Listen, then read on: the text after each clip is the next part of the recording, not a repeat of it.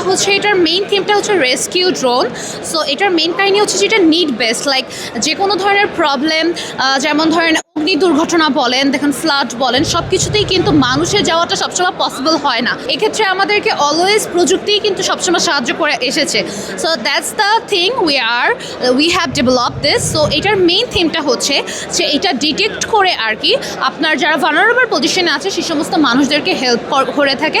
Not only that, এটা হচ্ছে এটা ইটস নাও এ প্রোটোটাইপ। আমরা এটা খুব শীঘ্রই চেষ্টা করতেছি ইন্ডাস্ট্রিয়ালাইজড করার, যেন এটা বাংলাদেশের নিড বেস, যেমন ডিফেন্স সেক্টর থেকে শুরু করে ফায়ার ফাইটিং সার্ভিস সব জায়গায় আমরা এটা ইকুইপ করতে পারি। প্লাস এটা এখন বর্তমানে 5 কিলো নিতে পারে। সো বাট আমাদের ইচ্ছা আছে যে এটা যখন আমরা নট অনলি প্রোটোটাইপ, আমরা এক্সপেরিমেন্টাল থেকে শুরু করে আমরা যখন বাজারে এটা নিয়ে আসবো, so it will B a really great এবং আরও ইনহ্যান্স স্কিল বা এর ক্যাপাবিলিটি থাকবে।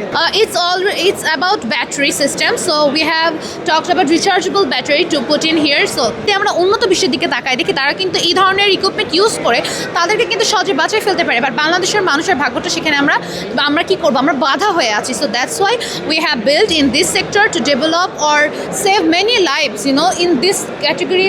মানে এরকম যখন একটা সিচুয়েশন হয়, সে মানুষটা যে কি প্রবলেমে পড়ে সেটা আমরা বুঝে আর কি ওই প্রবলেম সলভিং থেকে আর কি এটা আমরা করেছি। প্লাস বাংলাদেশের ডিফেন্স সেক্টরটাকে আরও স্ট্রং করার জন্য, প্লাস এভরিথিং